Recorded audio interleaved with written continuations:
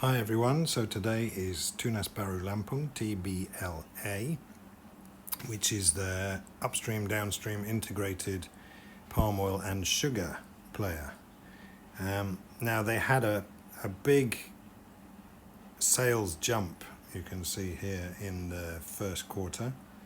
So the sales growth was 27%, much higher than we had expected.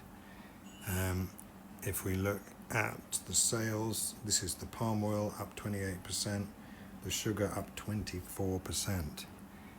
But if we compare, you can see the sales 2.8 trillion, but in the cash flow, the receipts was much less. So it wasn't a cash increase in sales. In fact, the cash flow almost flat year on year. So we think that means there's a bit of a high base. So we have sales coming back down in the second quarter, then starting to rise again, and growth of 2.5% going forward. In terms of cash flow, so it's been negative free cash flow all the way, and it's averaging about 800 billion minus a year over the last 5 years. So the last 12 months minus 676 is better, but you can see that includes a lot of working capital. So this would have been actually minus 1 trillion. Anyway, we assume that things improve, the cost ratio improves. We'll come back to that in a second. And we have actually got a small positive, 86 billion of positive cash flow in the next 12 months.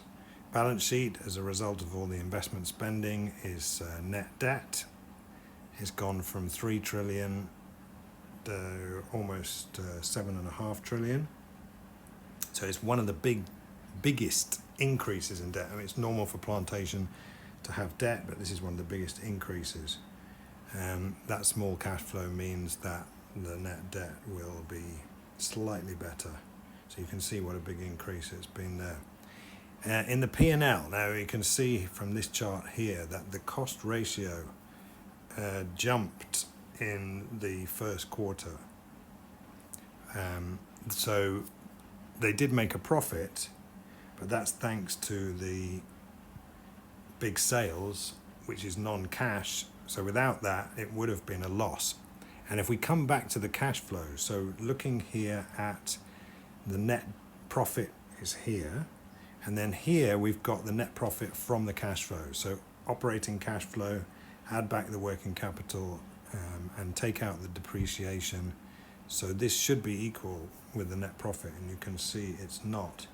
If we look at this over 12 months, comparing the reported profit and the cash flow version, you can see, so there's really a big loss in there. Anyway, we assume that the cost ratio comes back in the next 12 months, and there is about a 13% increase in the profit. So a slightly strange result, this one. There is a big loss, but we don't see it in the income statement. So that's our cash flow forecast next 12 months, using our 1.6% valuation and then a 40% discount, and we get a slightly higher price of 607. Okay.